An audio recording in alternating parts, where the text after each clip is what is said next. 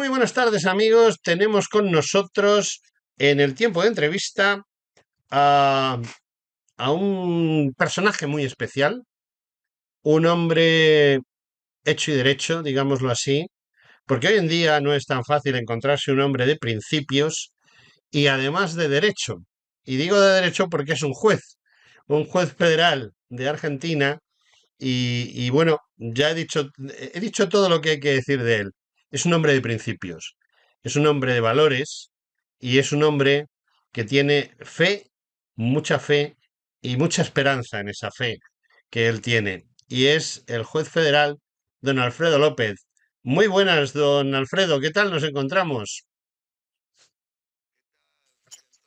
Un gusto. Bueno, pues le traigo aquí porque además de ser juez, es un exquisito escritor. Y él dice que es un panfleto, pero es porque eh, la gente que tiene verdaderamente valores tiende a quitarse importancia. Pero ya me gustaría a mí escribir este panfleto y no puedo. Eh, don Alfredo, por qué ha escrito usted este libro? ¿Cuál es el objetivo de haberlo escrito? No, yo te diría, José Antonio, en primer lugar, que no soy un escritor, propiamente dicho. He escrito mis 40 años de justicia, innumerables fallos, resoluciones, etcétera, pero es la primera vez que me aventuro a escribir un libro. Y el objetivo del libro creo que ha sido motivado por la gravísima situación internacional que se está viviendo y en particular la gravísima situación también a nivel nacional aquí en la Argentina. Y entonces el libro procura despertar conciencias, es decir, difundir la verdad que está tan ocultada y tergiversada en esta época y por lo tanto no es un libro, por eso yo digo panfleto, no es un libro para las bibliotecas, sino es un libro para que se lea, para que circule de fácil y rápida lectura, claro, sintético, concreto, y con todos los fundamentos necesarios para que aquel que lo lea, ya sea un neófito o un erudito, pueda entenderlo perfectamente y además que sirva como instrumento para difundir entre otras personas que están dormidas frente a todo lo que está pasando. Me llama mucho la atención que abrimos fuego hablando de nación, un término que se está perdiendo. ¿Por qué hablamos lo primero de nación? ¿Porque es necesario que la gente sepa lo que es la nación, doctor López? Es necesario que sepan lo que es la nación porque el nuevo orden mundial y la Agenda 2030 pretenden destruir las naciones. Destruir las naciones porque dentro de las naciones a su vez están las familias que componen las naciones. Y el ataque también es a las familias. Y por supuesto el ataque a Dios, que es el que nos une en la fe verdadera.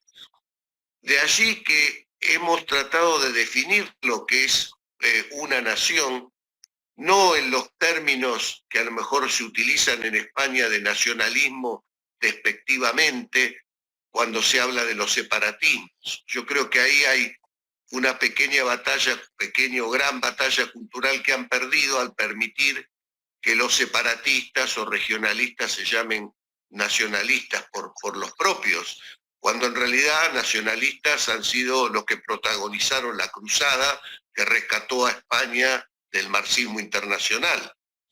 En Ujú. ese sentido hablamos de nacionalismo, de verdaderas naciones, no de inventos como los que se pretenden promover en España.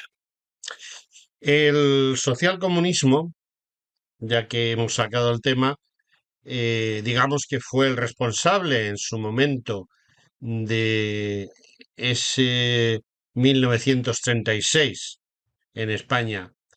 ¿Ese socialcomunismo está asociado a la idea de globalismo? ¿Es el globalismo el verdadero enemigo de la nación?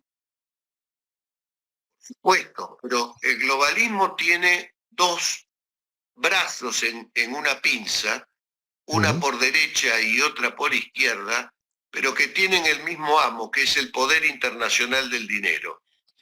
Se viven peleando en cuestiones domésticas sin darse cuenta que hay un amo que está por encima y que tiene los mismos objetivos, ya sea por derecha o por izquierda. Es una falsa dialéctica y la única posibilidad política de salir de esa falsa dialéctica es salirse del contexto, salirse del sistema. El sistema es la trampa.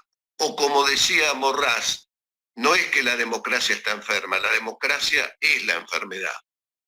Ciertamente, no estoy de acuerdo con usted en que la democracia es la enfermedad, pero han sabido instrumentalizarla muy bien y creo que esa enfermedad ha empezado, bueno, ha empezado y ha obtenido excelentes resultados en todo lo que significa el mundo hispano, en especialmente Hispanoamérica, aunque ahora ha vuelto sus ojos sobre España.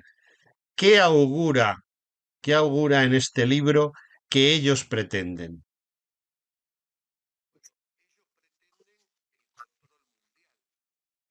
Social, la destrucción de las naciones, de las familias, una religión universal, a la cual no es ajeno Bergoglio, que forma parte de este globalismo internacionalista, contrariando la fe verdadera. Y por eso yo he dicho en una apretada síntesis frente a la pregunta, bueno, ¿qué resisten y qué se quiere reconquistar? Bueno, resistimos la apostasía clerical para reconquistar la fe verdadera. Resistimos la entrega de las soberanías nacionales para reconquistar la patria auténtica. Resistimos también el envenenamiento de los jóvenes para reconquistar la familia natural. En definitiva, resistimos la mentira para reconquistar la verdad. Reconquistar la verdad, eso es lo más complicado porque precisamente tenemos ahí un ejemplo con ese señor que ocupa la silla de Pedro, que es un individuo que a mí personalmente me llama poderosamente la atención cada vez que habla, porque ya él solo se contradice, no necesita que, perdón, que nadie le contradiga, pero ¿hasta qué punto han logrado, por ejemplo, en España estamos viendo resultados escalofriantes y supongo que en Hispanoamérica también. La educación se ha convertido en la guía de cómo aprender a mentir y sobre todo cómo aprender a ir en contra de una sociedad justa y una sociedad cristiana. ¿Eso hasta qué punto ha llegado en Hispanoamérica? Aquí en España fatal, pero ¿hasta qué punto? ¿Hasta qué punto puede ser reversible? España primero y Argentina ahora son un campo de pruebas de estas ideologías y Ujú. nosotros los conejillos de Indias. Pero también se está produciendo un hartazgo de todo este izquierdismo falso, mentiroso, hipócrita, destructivo, etcétera, y hasta la juventud se está cansando y está buscando otros caminos, a veces equivocados, como en la Argentina con esta respuesta que ha tenido la publicidad y promoción de mi ley. Pero yo creo que poco a poco, porque lo antihumano y lo anticristiano no va a prevalecer, no va a prevalecer. Yo aquí recuerdo las palabras poco antes de morir de Salvador Borrego que decía, cuando el enemigo esté a punto de conquistar los objetivos finales, vendrá la reacción. Y en eso tenemos la esperanza. Y como decía José Antonio, pues nosotros ponemos los medios, pero también creemos en el milagro. El milagro se tiene que producir si resistimos.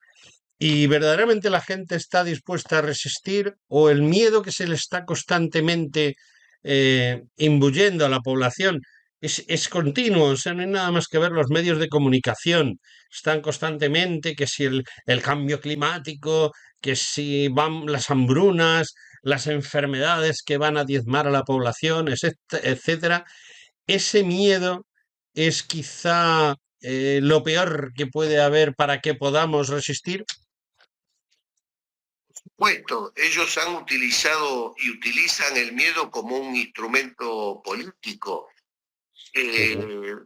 pero yo creo el miedo en sí mismo no es malo, porque tenemos miedo y ese miedo nos permite reaccionar frente al peligro. Lo que sucede aquí es que se crean miedos ficticios, falsos, para amedrentar a la población y ejercer control social sobre ella. Y poco a poco entiendo que eso se va develando y la población tiene que sobreponerse a ese miedo, tiene que ser valiente, que como me imagino que tú me dirás, no es una virtud muy extendida en estos momentos, pero yo soy de los que creen que 100 valientes pueden más que 1.000.000 de cobardes. Bueno, la vieja teoría de esos griegos, de los 300 espartanos que lucharon contra los persas y bueno, no ganaron, pero por lo menos les sujetaron. Es quizá el primer objetivo, no ya ganar, sino simplemente parar al enemigo y entonces hacer que la verdad se vea como lo que es y la mentira también se descubra. Yo creo que este concepto de resistir tiene dos etapas, por decir así. Una que ya está superada es la resistencia pasiva, es decir, no adherirse. Y hay otra etapa que es la resistencia activa, que es ya empezar a reaccionar contra estas mentiras, contra estas falsedades, para llegar a la etapa definitiva que es la reconquista política y del Estado, para poner el Estado al servicio del bien común y de la nación, y no como está hoy el Estado al servicio del poder internacional del dinero, donde los gobernantes son simples gerentes y mandatarios de estos grupos económicos poderosos que pretenden dominar al mundo y que están en contra de la civilización occidental y cristiana, y además son antihumanos, porque todo lo que proponen, ya sea la ideología de género, la difusión de la droga, el aborto, etcétera, son antihumanos y ninguna comunidad se suicida. Van a aparecer y están apareciendo reacciones frente a toda esta parafernalia de barbaridades que se quieren imponer y que en definitiva no van a lograr prevalecer. Bueno, yo estoy siguiendo un poco la idea o el guión original de su libro, que es sumamente interesante. Don Alfredo, yo entiendo que usted ha sabido estructurarlo muy bien y hay un punto que me ha llamado la atención poderosamente porque parece que lo ha escrito hoy, aunque el libro no lo haya escrito hoy, parece que lo ha escrito hoy porque le da a usted una preponderancia muy interesante a el único palo, digámoslo así, que en España se está defendiendo de ese globalismo y de esa agenda y de toda esta gente que trabaja para el globalismo y se llama justicia. ¿Es tan importante la justicia? Más que importante, ¿puede ser la solución la justicia? Justicia, cuando no está dominada por el poder político, cosa que en España es muy notorio, las presiones y Ujú. los movimientos que hacen ambos partidos, como dijimos antes, derecha e izquierda, para obtener sus propios fines, que no son otros que permanecer en el poder y cumplir con la agenda internacionalista, sí es necesario que haya jueces valientes, porque la primer virtud de un juez debe ser el coraje. Y ese ejemplo puede surtir efecto en otros magistrados que tomen también valor y cumplan con su función y sean también un faro de reacción que motive a la población a advertir que están sometidos y aborregados por este poder internacional. Bueno, estamos hablando continuamente de ese poder internacional. Ese poder internacional tiene un único reflejo en la Agenda 2030. ¿Cómo podríamos definir esa Agenda 2030 y cómo podríamos definir a quienes la aglutinan y que son los que en definitiva están moviéndose?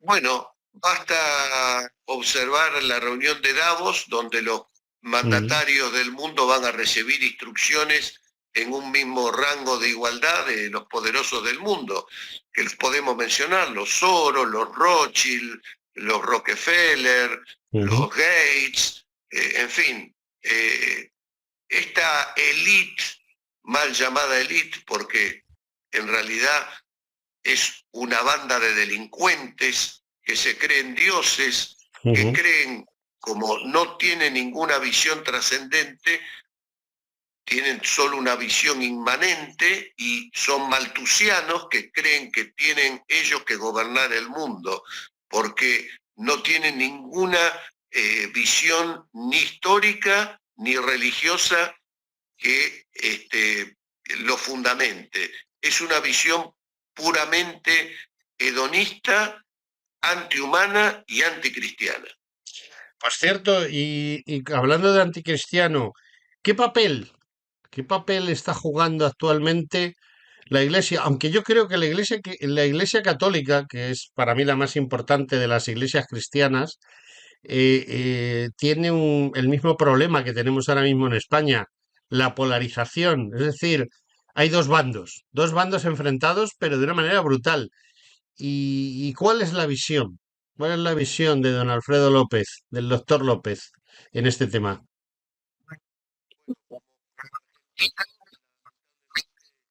Decir con vergüenza, Bergoglio responde a este globalismo nefasto del que venimos hablando. Que hay reacciones contra esta política anticristiana paradójicamente llevada a cabo por el Vaticano, sí que las hay, el cardenal Burke, el cardenal Schneider, Viganó, varios cardenales, Monseñor Sará, etcétera, etcétera. Pero no se ha logrado una unificación de esta reacción suficientemente fuerte como para frenar todas estas políticas que no tienen nada que ver con la Iglesia Católica que promueve Bergoglio. Mi última pregunta conflictiva, no mi última pregunta, pero sí la conflictiva. Eh, Estamos todos de acuerdo en que desde 1945 ya no existen las ideologías, sino que hay una polarización social y económica en la cual pues nace la Agenda 2030, nace ese poder económico que quiere hacerse con el mundo. Luego existe ese otro poder que es el de controlar a los individuos y convertirlos en meros robots, que es el socialcomunismo. Y entonces, ahora mismo, hay una derecha y una izquierda que se autotitulan así, porque ciertamente si escarbamos un poco, no hay ninguna ideología detrás. Y entonces han tenido que inventar una una nueva ideología que se llama la nueva derecha, que además aparece reflejada en el libro. ¿Qué podemos decir de esa nueva derecha? Porque yo no me termina a mí de convencer mucho lo que la nueva derecha quiere. Bueno, a mí sí me termina de convencer lo que la nueva derecha quiere, porque está explícito en Abascal y su definición a favor del sionismo y de Zelensky en Ucrania. Está claro en Marine Le Pen, cuyos votantes en la legislatura aprobaron el aborto en la Constitución de Francia y ha traicionado a su padre, a su patria y a Dios. Y está claro también en Meloni, que es atlantista, amiga y cómplice de Van der Bruggen, y apoyando también a Ucrania, sacándose fotografías con Kissinger, diciendo que no va a derogar el aborto cuando de joven luchó contra él, de manera que ha traicionado todos sus ideales de juventud. Esa es la nueva derecha o la ultraderecha, que es, como digo, son dos brazos de la misma pinza con el mismo mandante. Bueno, y ahora me queda, no, no iba a hacer esta pregunta, pero casi es el final ya. Em, ¿Tenemos esperanza? Porque fe tenemos. Yo seguro, estoy convencido que el juez federal, el doctor Alfredo López y yo tenemos fe, pero ¿verdaderamente nuestra fe va a ser compensada? Sí, yo diría, eh, la lucha es nuestra, la Ujú. victoria es de Dios. Y cerraría con la famosa frase de José Antonio de que debemos ser inasequibles al desaliento. Bueno, Porque a pues veces sí. Dios se empeña a fondo y nosotros tenemos que estar preparados para que cuando Dios lo disponga podamos actuar en consecuencia, porque si Dios con nosotros, ¿quién contra nosotros? Pues creo que lleva razón mi entrevistado en este tema. El problema está en que tenemos que ser más y espero que, por ejemplo, esta entrevista sirva para ello. Espero que el libro que tengo en mis manos también, también sirva para ellos, resistir para reconquistar, y espero que cada vez que el juez federal, el doctor Alfredo López, lanza esos discursos que a mí personalmente me gustan tanto, pues también sirva para que tengamos nuevos adeptos, adeptos que con nosotros y siguiendo a Dios, pues podamos conseguir que la verdad y la justicia nos lleven con nuestra fe a la victoria.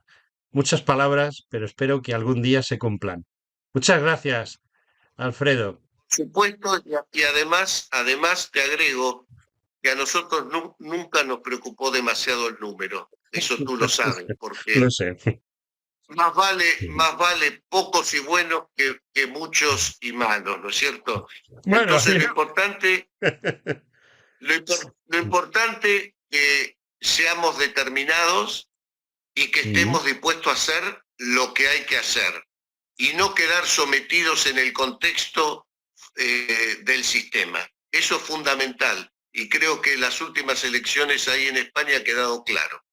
Efectivamente, lleva toda la razón nuestro contertulio. Querido amigo, el juez federal, doctor Alfredo López, le estoy agradecidísimo por estas palabras que nos ha pronunciado y sobre todo le estoy agradecido porque haya escrito este panfleto, como usted lo llama, y que yo le llamo una guía de ideas fundamental para llegar a la verdad. Amigos, hasta el próximo día. Adiós, doctor Alfredo López. Adiós, José Antonio, y muchas gracias.